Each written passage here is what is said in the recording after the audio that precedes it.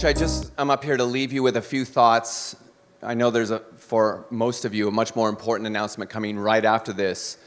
But it's important to me to put what we're doing here in some context, especially for those of us based in Thailand, Southeast Asia, and Asia. So I just want to take a few minutes to kind of explain why I think IIC is so important. In fact, that's why, oh, I see, not there. You know, I chose this title, Why I Like IIC, because I think this is an important competition which fits with an opportunity that every one of us in the room has. So let me show you what I mean. So one of the perhaps advantages I have is I graduated from MIT a few years ago, but I've also spent a lot of time in Thailand, so I'm always trying to bring those two things together. Unfortunately, 2 days ago, I was reminded how long ago it was when I graduated, so ha ha ha. Actually, this was an annoying picture, not only to get it and be reminded how long ago it was, but I asked my staff to find me on the picture, and they couldn't find me. I actually am on that picture. To make matters worse, another guy on the picture has come here and taught, and they found him. So I've changed more than him. 4 years after this picture was taken, I came to Thailand, and I've been here ever since, working in a variety of businesses, and also, more importantly, over the last 18 years or so, in trying to develop entrepreneurship.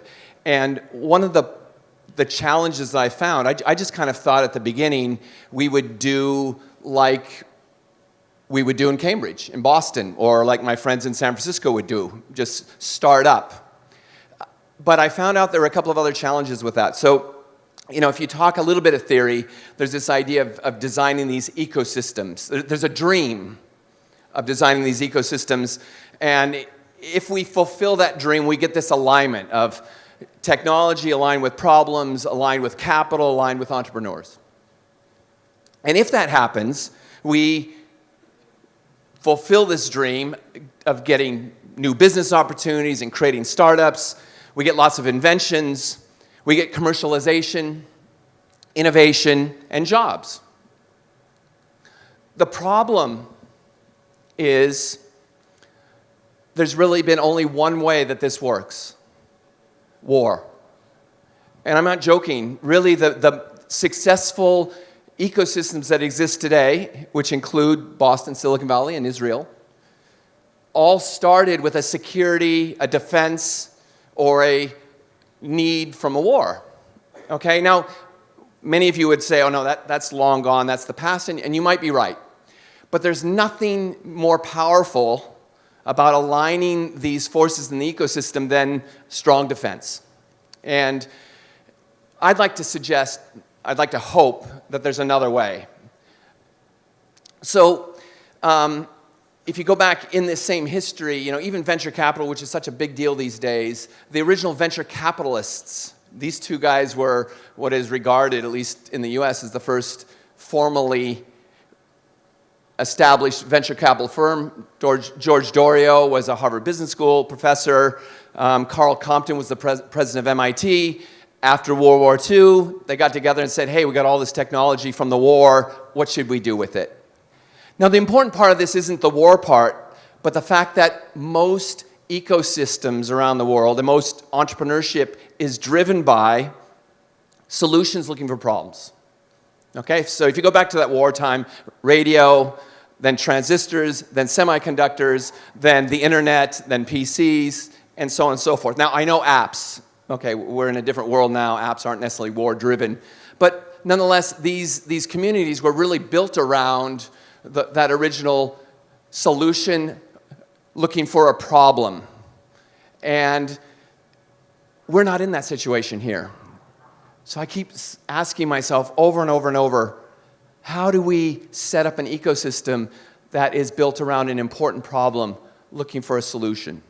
And I just want to tell you a short story about some ideas a few of us were playing with, including Brian Cotter, who's in the room. He was one of the judges earlier.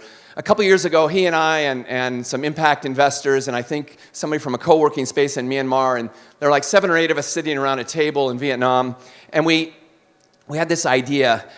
what if we could define something called a wicked problem worth working on? And we were all from Myanmar, Cambodia, Vietnam, Thailand, so we chose the Mekong region, not Asia as a whole, not even Southeast Asia, but the Mekong region. And we said to ourselves, what if we could set this up and we would call it wicked problems worth working on, and we would use that to align all of these forces. Now, Brian, who does a lot of work with UNICEF, said you have to have an acronym that people could say. So he spent all afternoon, whip-a-wo-wo, whip-a-wo-wo. Do you remember that, Brian? Whip-a-wo-wo. So you guys should try it. It'll catch on if enough of us say it. Okay. Thank you. That was good. But if this catches on, I hope there's even a more valuable thing than another great acronym. So just imagine, the Mekong region, in this case, the region that we're talking about, has somewhere about 400 million people. So imagine we could, again, with the desire to be focused initially, to really go after a focused problem. Nonetheless, we were saying 10% of that, 10 to 50 million people.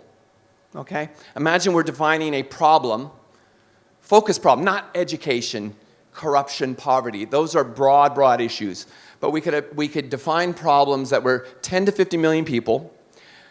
We wanted to encourage that they crossed national boundaries in this region that we're talking about. And this is my message to almost all of us except for anyone living in China or India. I mean, those countries are already so big. But for the rest of Asia, the countries are smaller. Shoot beyond your own national boundary. This is why I love the business grab. I know it's not necessarily inclusive innovation, but it was a great business. It's a great startup. It's not a startup from North America. It's a startup from Malaysia, and it solves a problem that is in every big city around Asia, and the traction is amazing. So imagine we define problems, 10 to 50 million people, problems across national boundaries, because most of these problems are shared by numbers of countries.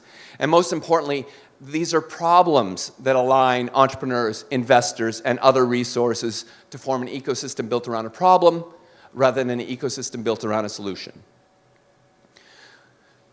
I hear all the time in the work I do, and many of you might as well. There is no market, ... This is said, I think, because of a misunderstanding of purchasing power, and it's certainly a misunderstanding of the challenges people seek. If we can define a well-defined problem of 10 to 50 million people, that is a great starting niche market. And almost any solution we can find in that can then grow.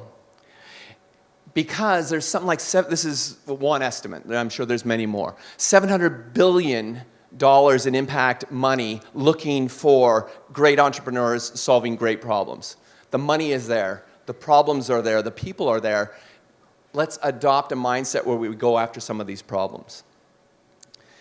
And so I'd like to ask you guys, as you're leaving here, to find a wicked problem. Okay? I know some of our teams are already doing a great job of that, but I'd like to set this as a challenge to all of us. A big problem, 10 to 50 million people crossing the boundaries of the nations or the communities you're working in, and really use these to start creating some problem-based ecosystems that we can align investors, people, and entrepreneurs. Because I think we can transform the way entrepreneurship is done, transform the way some of these problems are solved.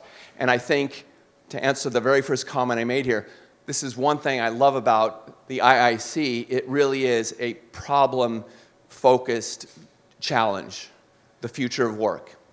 Thank you very much for being part of this.